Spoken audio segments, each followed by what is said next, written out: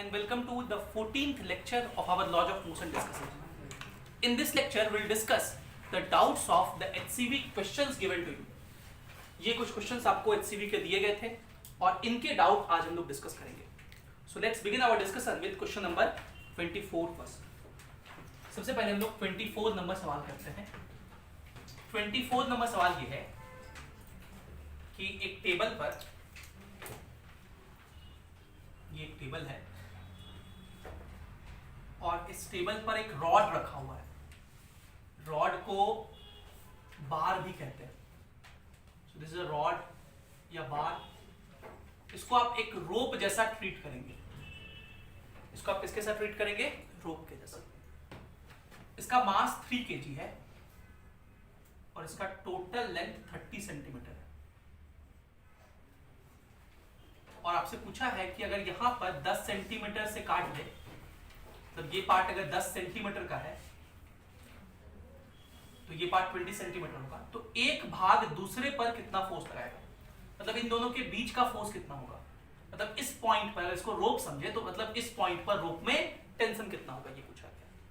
So basically you have to calculate tension at this point. ठीक है. और क्या दिया हुआ है? एक इस तरह से धागा है, ये पुली से कनेक्टेड है और खींचना है इसको 32 न्यूटन से. और इधर भी एक पुली से खींच रहा है धागा के हेल्प से 20 न्यूटन से. सो बेसिकली अगर इस रॉड का हम लोग या बार का एफबीडी बनाए तो दुनिया में 3 फोर्स पर है हम लोग. एक तो एमजी, एक तो नॉर्मल, एक तो टेंशन. इसका वेट एमजी नीचे रहेगा, नॉर्मल ऊपर रहेगा. वो लोग एक दूसरे को बैलेंस कर लेगा, यहां उसका यूज नहीं करेगा. ये धागे में टेंशन 32 है, मतलब पूरे धागे में टेंशन 32 ही होगा. मतलब यहां पर फोर्स ब्लॉक से दूर धागे की तरफ, ये टेंशन कितना लगेगा? 32. यहां पे ब्लॉक से दूर धागे की तरफ ये कितना लगेगा? 20 न्यूटन. ये जो ब्लॉक है इधर फोर्स लग रहा है 32, इधर लग रहा है 20. तो ये सिस्टम इधर एक्सलेट करेगा कितने से? 32 माइनस 20, 12 बटा टोटल मास 3. तो ये एक्सेलरेशन हो जाएगा 4 मीटर पर सेकंड स्क्वायर. अब आपको क्या करना था? इस पॉइंट पे टेंशन निकालना था. तो आप यहां से इमेजिन करो कि हमने इस सिस्टम को कट कर दिया. तो कट करके या तो इधर वाले पार्ट का एफपीडी बनाइए या उधर वाले पार्ट का. अगर आप इधर वाले पार्ट का एफपीडी बना रहे हो तो ये जो 10 सेंटीमीटर का पार्ट है भाई, 30 सेंटीमीटर का मास है 3 kg. 30 सेंटीमीटर का मास है 3 kg. तो 1 सेंटीमीटर का 3 बटा 30 kg. तो 10 सेंटीमीटर का 3 बटा 30 गुना 10 मतलब 1 kg. यूनिटरी मेथड, एक एक नियम. तो इसका मास हो गया 1 kg. इस पर ये फोर्स लग रहा है 20 न्यूटन और ये वाला पार्ट इस पर फोर्स लगेगा इधर ब्लॉक से दूर टेंशन. यही फोर्स हम लोग को निकालना है. ये जो 1 kg है ये इसी सिस्टम का पार्ट है. जब आप इस सिस्टम को दिखाए उसका एक्सेलरेशन था 4 मीटर पर सेकंड स्क्वायर. तो इसका भी एक्सेलरेशन कितना होगा? 4 मीटर पर सेकंड स्क्वायर. तो इसके लिए इक्वेशन लिखिए. ये इधर जा रहा है तो क्या लिखेंगे? t minus 20 is equals to mass 1 into acceleration 4. तो t is equals to 24 Newton. आप चाहते तो आप इसके इधर वाला इस पार्ट का भी एफपीडी बनाते तो वही आंसर आता. ठीक है, हम इस पार्ट का भी एफपीडी बना के दिखा रहे हैं. और इस पार्ट का अगर एफपीडी देखें तो इसका मास हो जाएगा 2 kg क्योंकि ये 20 सेंटीमीटर का होगा. इधर ये फोर्स लग रहा है 32 न्यूटन इस पर और ये पार्ट इसको इधर खींचेगा. For every action there is an equal and opposite reaction. तो ये दोनों फोर्स इक्वल एंड अपोजिट होगा. ये सिस्टम भी इधर एक्सलेट कर रहा है कितने से? 4 मीटर पर सेकंड स्क्वायर से. तो क्या इक्वेशन लिखेंगे इसके लिए? ब्लॉक इधर जाता है, उधर वाले फोर्स को पहले लिखते हैं. तो 32 minus t is equals to 2 into 4 8. तो t इज इक्वल्स टू 24 न्यूटन. बाकी mg और नॉर्मल बैलेंस हो गया क्योंकि इस डायरेक्शन में कोई मोशन नहीं हो रहा. तो ये था 24 नंबर क्वेश्चन. 25 में क्या है? 3 4 5 का ये दिया हुआ है. 25 देखिए. 25 नंबर सवाल मैंने पिछले क्लास में आपको सिखाया था. ये इस तरह से एक वेज है, इंक्लाइंड प्लेन सिस्टम. ये पुली है, यहाँ पे 1 kg का एक ऑब्जेक्ट है और इधर भी 1 kg का एक ऑब्जेक्ट है। और इंस्टेड ऑफ एंगल्स यहां पर आपको साइड लेंथ दिए हुए हैं। ये 3 सेंटीमीटर है, ये 4 सेंटीमीटर है और ये 5 सेंटीमीटर है। तो बेसिकली ये एक राइट एंगल ट्रायंगल है जिसका ये हाइपोटेन्यूज है। देखिए कि 5 का स्क्वायर 25 होता है ना, तो 3 का स्क्वायर 9 प्लस 4 का स्क्वायर 16, तो ये राइट एंगल ट्रायंगल है। 4 के सामने वाला एंगल बड़ा होता है, ये वाला एंगल 53 डिग्री होता है। 3, 4, 5 में 4 के सामने वाला एंगल 53 होता है और ये वाला एंगल 37 होता है। आप देख भी सकते हो 90 है ना, तो ये हाइपोटेन्यूज हो गया। अगर मैं पूछूं sin 53, तो sin 53 क्या होता है, p/h, तो 53 के सामने वाला इसको परपेंडिकुलर कहेंगे 4/5, यही तो होता है। तो 3, 4, 5 में याद रखिएगा 4 के सामने वाला 53 होता है, 3 के सामने वाला 37 होता है। कभी कंफ्यूजन हो तो ऐसे याद रख सकते हैं, अगर कंफ्यूजन हो कि कौन सा क्या था, तो जो साइड बड़ा होगा उसके सामने का एंगल भी बड़ा होता है। तो 4 is the largest side, that's why this is 53 degree. अब तो बिल्कुल आसान क्वेश्चन हो गया। इसका वेट 10 न्यूटन नीचे रहेगा, उसके 2 कंपोनेंट होंगे। इधर की तरफ कंपोनेंट कितना होगा, 10 sin 53, sin 53 4/5 होता है, तो ये हो जाएगा 8 न्यूटन। और इसका भी 10, इधर की तरफ 10 sin 37, तो 6 न्यूटन, ये हो जाएगा 6 न्यूटन। तो इधर 8 न्यूटन, इधर 6 न्यूटन, तो इधर ज्यादा है, इसलिए ये ब्लॉक अगर इधर ए से जाएगा तो ये ब्लॉक इधर ए से जाएगा। और ए क्या लिखेंगे, ये फोर्स हो गया सपोर्टिंग फोर्स क्योंकि एक्सलेशन के डायरेक्शन में है, ये फोर्स हो गया अपोजिंग क्योंकि एक्सलेशन के अपोजिट है। तो 8 - 6 ये हो गया 2 by total mass 1 + 1 2, 1 metre per second square. अगर आपसे पूछे कि बताइए इस स्ट्रिंग में टेंशन कितना होगा, इस धागे में यहाँ टेंशन पूछ दे, तो इस ब्लॉक के लिए इक्वेशन लिखिए। ये ब्लॉक ऊपर जा रहा है तो क्या लिखोगे, T - 6 is equals to mass into acceleration 1 × A 1 × 1 1, तो T इज इक्वल्स टू 7। अच्छा एक बात गौर करिएगा, कभी कभी ना HCV में ये 1 ना लिख करके इसको ऐसा लिखेगा G/10, तो बात सेम ही है। G हम लोग लेते हैं 10 ना लेते हैं ना यहाँ पे, तो 10/10 1 हो जाएगा। ठीक है, 25 नंबर सवाल हो गया। 26 नंबर चलते हैं। ये हॉरिजॉन्टल प्लेन टेबल है, यहाँ पर एक ब्लॉक रखा हुआ है, इस ब्लॉक का मास m1 है, एक धागा एक पुली की हेल्प से एक m2 मास का ब्लॉक हैंग कर रहा है। और क्वेश्चन कह रहा है कि हमने इस m1 पर इधर भी फोर्स लगाया हुआ है, और ये फोर्स कितना है, F m2g/2। ये फोर्स कितना है, F m2g/2। तो आपसे पूछा है कि बताइए इस सिस्टम का एक्सलेशन कितना होगा, m1 का, मतलब इसका एक्सलेशन इसका भी एक्सलेशन सेम ही होगा, सेम धागा से कनेक्टेड है, तो एक्सलेशन कितना होगा। फिर से सिस्टम का एफपीडी बनाइए।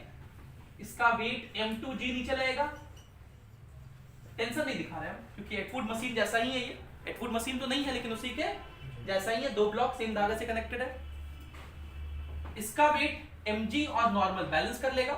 ठीक है, इस डायरेक्शन में कोई मोशन भी नहीं होगा, उसको नहीं दिखाया।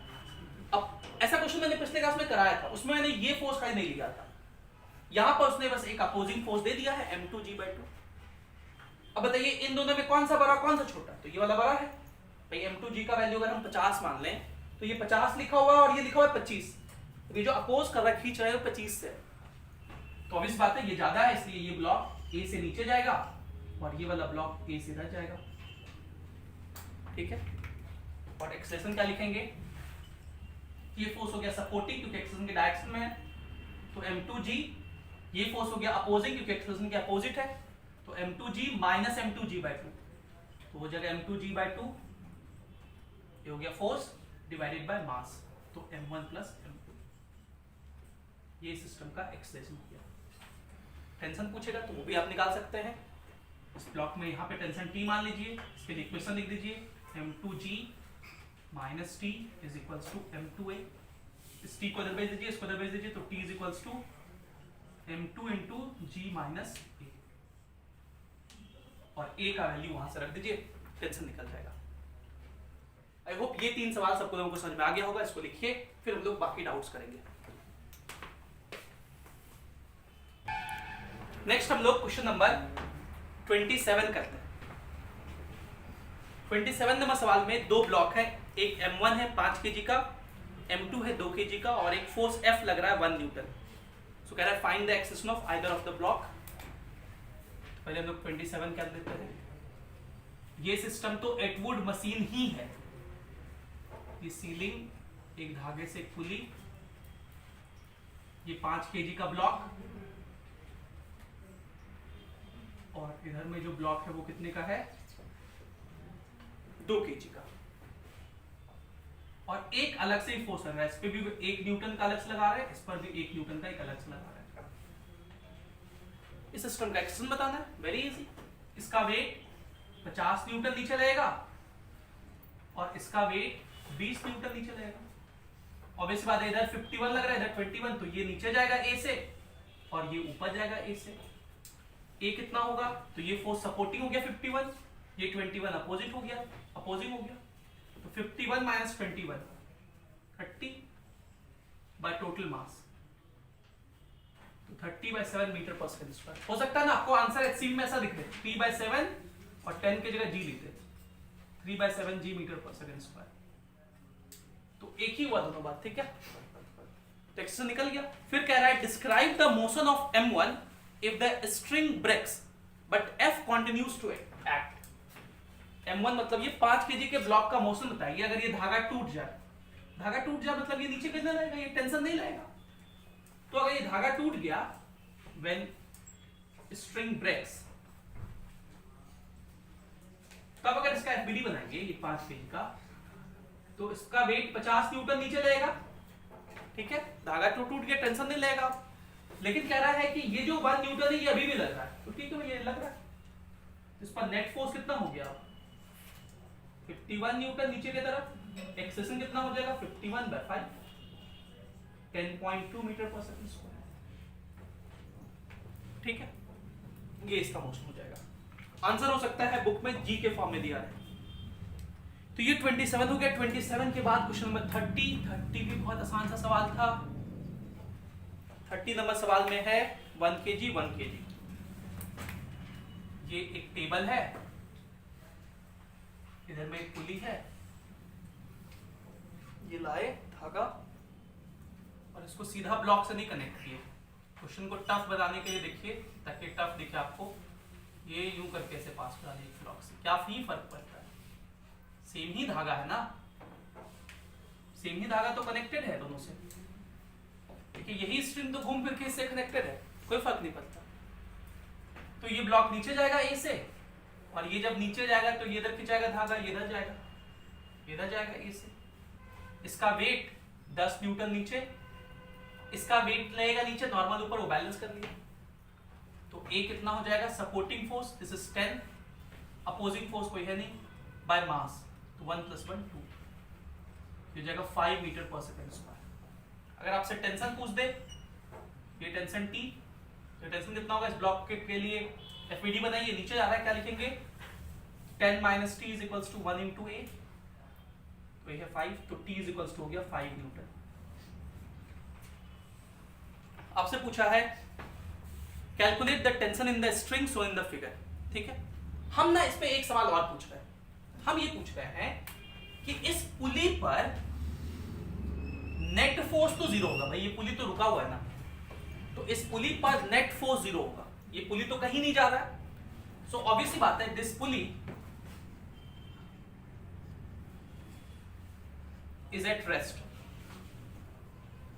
सो नेट फोर्स जो होगा इस पुली पे, net force on this pulley is 0। लेकिन अगर मैं पूछूं कि इस पर नेट टेंशन कितना लग रहा है, धागे की वजह से नेट फोर्स कितना लग रहा है, देखिए ध्यान से, ये जो पुली है इसमें धागा इस तरह से पास कर रहा है, तो इस पॉइंट पर ये धागा पर टेंशन नीचे दिखाएंगे ऐसे, इस पॉइंट पे धागा पकड़ के नीचे खींचिएगा, इस पॉइंट पर देखो पुली से दूर धागे की तरफ, जिसका भी एफबीडी बनाते हैं ब्लॉक से दूर धागे की तरफ, ये 2 टेंशन होगा। दोनों के बीच एंगल कितना है, देखिए इसको ऐसे प्रोड्यूस कीजिए तो 90 डिग्री का एंगल, कितना एंगल है 90 डिग्री। तो इन दोनों वेक्टर का रिजल्टेंट इन दोनों के बीच में कुछ ऐसे होगा। 2 वेक्टर का रिजल्टेंट लिखने जानते हैं हम लोग, √a² + b² + 2ab cos θ। और अगर दोनों फोर्स इक्वल हो तब बीच में होता है कितना √2f। तो नेट टेंशन के वजह से फोर्स हो जाएगा √2 इंटू टी 5, तो 5√2 newton. This is force, net force due to string और टेंशन। लेकिन पुली तो रुका हुआ है, पुली रुका हुआ मतलब टेंशन जितना, दोनों टेंशन मिलकर के जितना फोर्स लगा रहा है 5√2, उतना ही फोर्स अपोजिट डायरेक्शन में ये टेबल भी लगा रहा होगा, तब ना इस पुली पे नेट फोर्स 0 हुआ होगा, तब ना पुली रुका हुआ होगा। अगर बैलेंस नहीं कर पाता ये फोर्स, तो पुली उखड़ के निकल जाता, इससे टूट के निकल जाता, लेकिन ऐसा नहीं हो रहा है। तो अगर कोई आपसे पूछ दे कि टेबल कितना फोर्स लगा रहा है इस पुली पर, तो इतना ही फोर्स अपोजिट डायरेक्शन में, ये 5√2, ये 5√2 न्यूटन, ये जो F लिखे, this is the force by table on the पुली। ठीक है, और क्यों लगा रहा है? ताकि ये पुली पूरा रेस्ट पे रहे। ठीक है, और ये पुली रेस्ट पे है। ठीक, टेबल अगर वीक हो तो ये निकल जाएगा टूट करके। तो ऐसे सवाल भी पूछे जा सकते हैं। ऐसा सवाल शायद इसमें से किसी एक में पूछा है 31 में, जो क्लैंप भी कहते हैं, टेबल को क्लैंप कहते हैं, जहां से पुली लगाते हैं ना उसको क्लैंप कहते हैं। तो क्लैंप कितना फोर्स लगा रहा है, वही इसी है। ठीक है, force on the pulley by table, ऐसे को कह सकते हैं फोर्स बाय क्लैंप। तो इस तरह से फोर्स बाय क्लैंप निकालते हैं।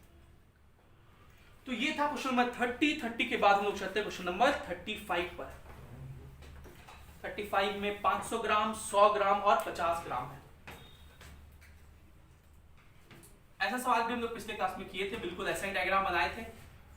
ये सवाल अगर आपसे नहीं बना होगा तो एक ही वजह से नहीं बना होगा, और वो है यूनिट सही से आप लोग नहीं ध्यान दिए होंगे, या फिर डेसिमल आप लोग को नहीं आता है। दोनों में से कोई एक गलती हुआ होगा, इसलिए नहीं बना होगा। बाकी फिजिक्स तो इसमें जो भी था वो हम लोग पिछले क्लास में डिस्कस कर लिए थे। ये 3 ब्लॉक है, ये 500 ग्राम मतलब 0.5 kg, ये 0.1 kg 100 ग्राम का मतलब, और ये 50 ग्राम का मतलब 0.05 kg। वेट दिखाइए, इसका वेट 5 न्यूटन नीचे, इसका वेट 1 न्यूटन, मास है 0.1 mg, 1 न्यूटन होगा। उसका इधर की तरफ कंपोनेंट 1 sin 30, sin 30 1/2 होता है, ये हो जाएगा 0.5 न्यूटन, और इसका वेट नीचे 0.5 न्यूटन, क्योंकि मास इंटू जी करेंगे 0.5 न्यूटन। तो देखिए इधर लग रहा है 5 और ये रोकने वाला 0.5, ये 0.5, एक ही न्यूटन है। तो ऑब्वियस बात है, ये ब्लॉक ए से नीचे जाएगा,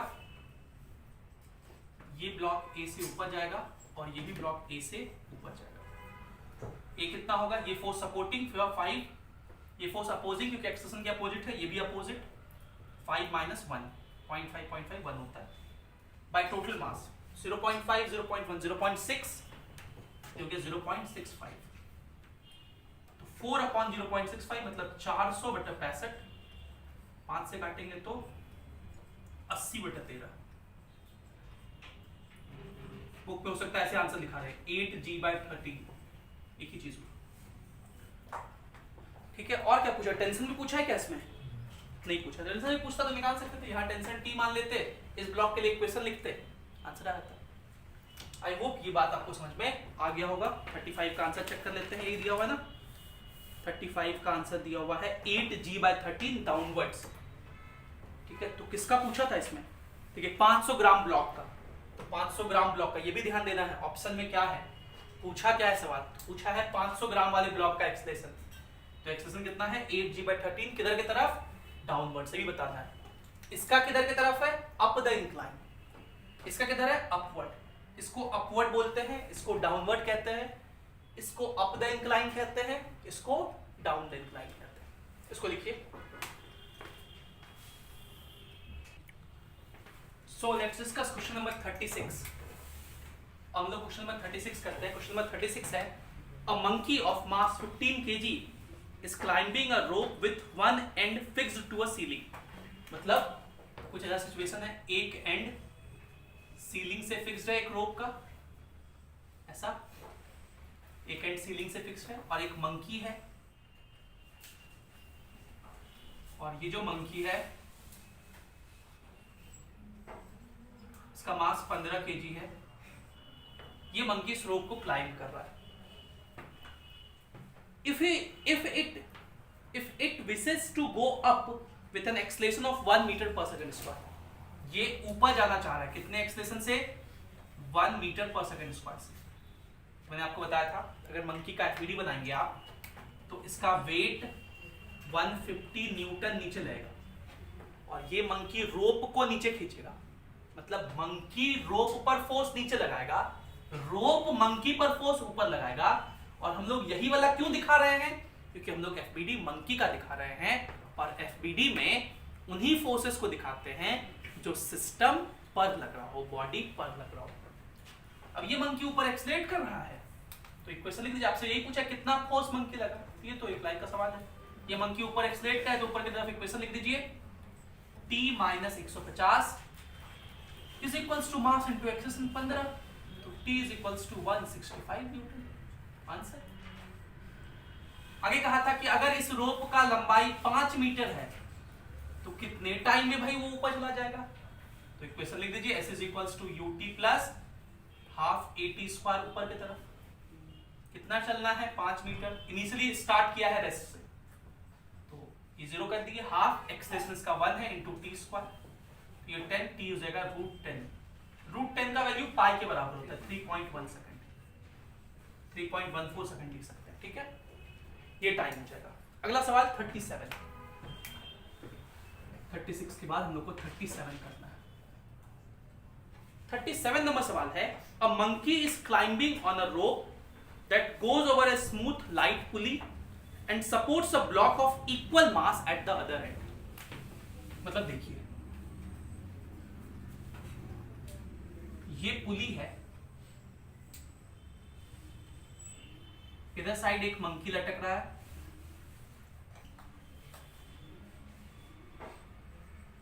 इस मंकी का मास स्मॉल m है और इधर साइड एक ब्लॉक लटक रहा है, इस ब्लॉक का मास भी स्मॉल है। एक गलती लोग करते हैं, देखो अगर क्वेश्चन में कहे मंकी या मैन, बंदर और आदमी एक ही होता है, तो आप बनाइए उसको, ठीक है, ऐसा नहीं कि उसको आप ब्लॉक बना दीजिए, क्योंकि ब्लॉक और मंकी या आदमी में फर्क है।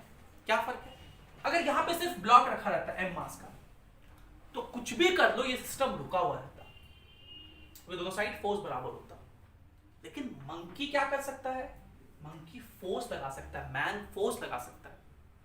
पॉइंट नंबर 2, जब ये भी ब्लॉक होता, अगर ये भी ब्लॉक होता तो इनके बीच के धागे का लेंथ फिक्स रहता।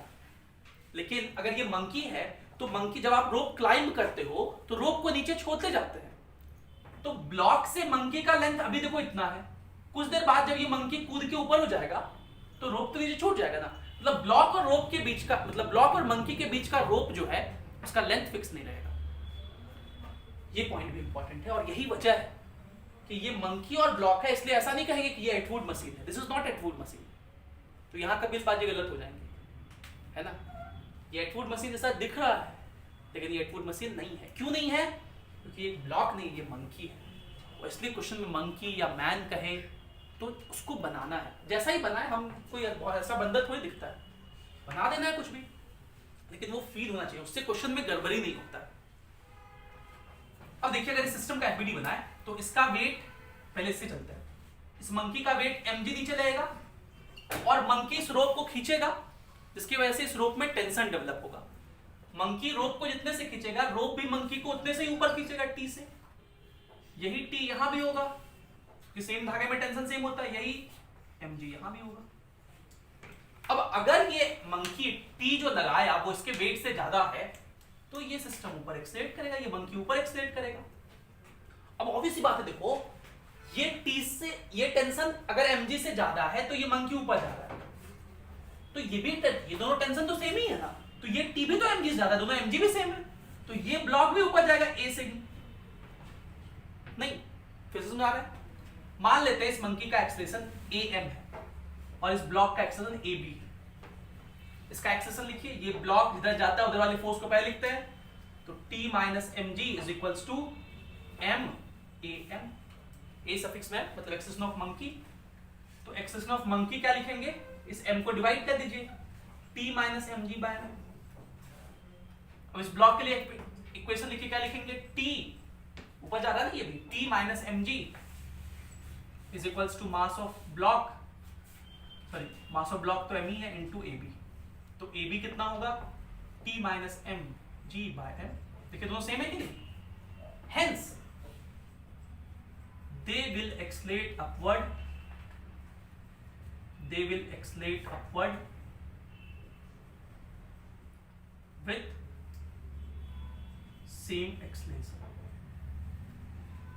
with same acceleration। ये भी ऊपर जाएगा, साथ ही साथ ये भी ऊपर जाएगा। फिर आपको लग रहा है सर ऐसा कैसे, ब्लॉक रहता तो ये वाला ऊपर जाता, ये वाला नीचे आता ना। यहां पे ऐसा इसलिए हो पाता है कि जैसे जैसे ये ब्लॉक ऊपर जाएगा, धागा उसके हाथ से नीचे छूटते जाएगा। आप अगर रोप क्लाइंबिंग कभी किए होंगे तो सीलिंग से रोप बांध देते हैं हम लोग, फिर रोप को पकड़े रहते हैं, खींचते हैं उसको। तो ऐसा थोड़ी कि सीलिंग से हम लोग का डिस्टेंस सेम रहता है, नहीं, हम लोग रोप क्लाइंब करते हैं तो हम लोग ऊपर जाते रहते हैं और रोप क्या होता है, छूटते जाता है। तो सिमिलरली ये भी ऊपर जाते जाएगा, रोप छूटते जाएगा और ब्लॉक भी ऊपर जाते जाएगा, और एक समय आएगा जब दोनों एक ही टाइम पे पुली पे पहुंच जाएगा। Both will reach pulley at same time. ठीक है, तो ये ध्यान रखना है, यही फर्क है मंकी और ब्लॉक में। ये इस सवाल में बहुत लोगों को दिक्कत होता है, इसको सही से समझना था। आखिरी सवाल क्वेश्चन नंबर 39, ये सवाल भी हमको बहुत पसंद है। 39 नंबर क्वेश्चन करते हैं। इसमें एक डायग्राम बना हुआ है, पहले वो डायग्राम बना लेते हैं। ये इस तरह से सीलिंग है और एक बॉक्स है।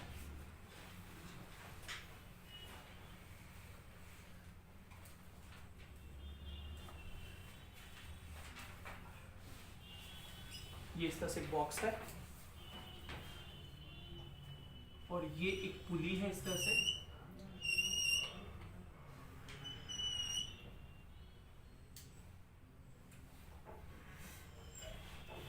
और इस पर एक प्लैंक है और इस पर एक आदमी खड़ा है इस तरह से, और ये आदमी इस स्ट्रिंग को पकड़ के खींच रहा है।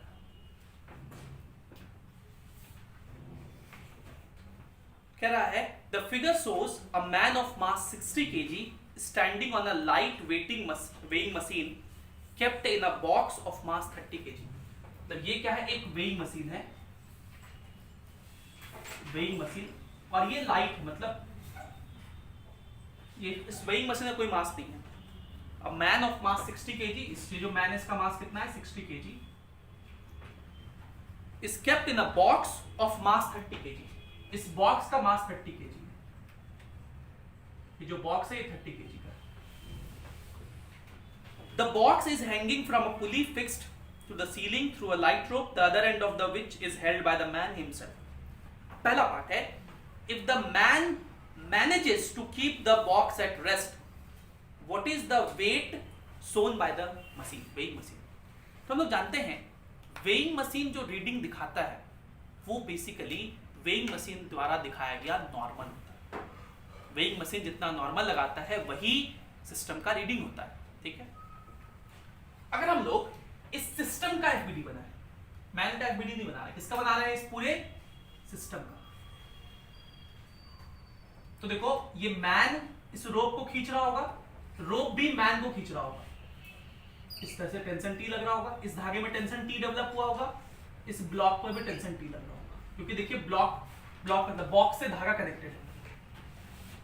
तो इस सिस्टम पर दो टेंशन लग रहा होगा, एक मैन रोप को खींच रहा है तो रोप भी मैन को खींच रहा है, मैन तो इस सिस्टम का पार्ट है, तो एक टेंशन टी ऊपर लग रहा है, ये धागा लगा रहा है, धागा इस सिस्टम का पार्ट नहीं है, और धागा इस ब्लॉक पे भी टेंशन लगा रहा है। दूसरा नॉर्मल, तीन ही फोर्स होता है, mg नॉर्मल टेंशन लगा दिए। नॉर्मल कहां रहेगा, ये ब्लॉक इस वेइंग मशीन पे लगाएगा, वेइंग मशीन ब्लॉक पे लगाएगा, उसको अभी नहीं दिखा रहे क्योंकि हम लोग इस पूरे सिस्टम का एफबीडी बना रहे हैं।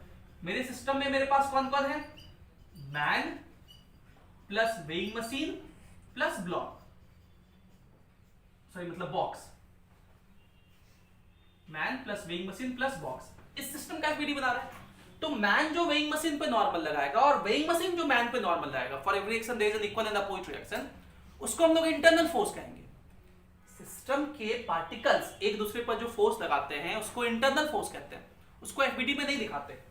और देखो मैं बार बार ये समझा क्यों रहा हूं, क्योंकि मैंने एक और गलतियां देखी स्टूडेंट से कि कि वो क्वेश्चन सॉल्व कर लेते हैं लेकिन क्वेश्चन को समझ करके सॉल्व नहीं करते। वो एफबीडी बना रहे हैं लेकिन वैसा एफबीडी क्यों बना रहे हैं ये उन्हें नहीं पता होता, क्योंकि एग्जाम में जो क्वेश्चन आएगा जरूरी नहीं है कि यही क्वेश्चन आए। एग्जाम में क्वेश्चन कुछ भी हो सकता है और कुछ भी, कोई भी क्वेश्चन को सॉल्व करने के लिए आपका कॉन्सेप्ट सही होना चाहिए। हर वो चीज जो आप बना रहे हो, जो लिख रहे हो, उसका लॉजिक होना चाहिए और ये प्रैक्टिस आपको अभी से करना है। इसलिए कोई भी क्वेश्चन दिया जाए तो सिर्फ आंसर तक पहुंचना इंपॉर्टेंट नहीं है। हम लोग हमेशा कहते हैं 500 क्वेश्चन सॉल्व करो, 600 क्वेश्चन सॉल्व करो, 1000 क्वेश्चन सॉल्व करो। बच्चा सोचता 1000 क्वेश्चन कर लिए, ये नहीं है। कम ही क्वेश्चन कीजिए लेकिन जितना क्वेश्चन कीजिए उसको अच्छे से कीजिए, वो इंपॉर्टेंट है।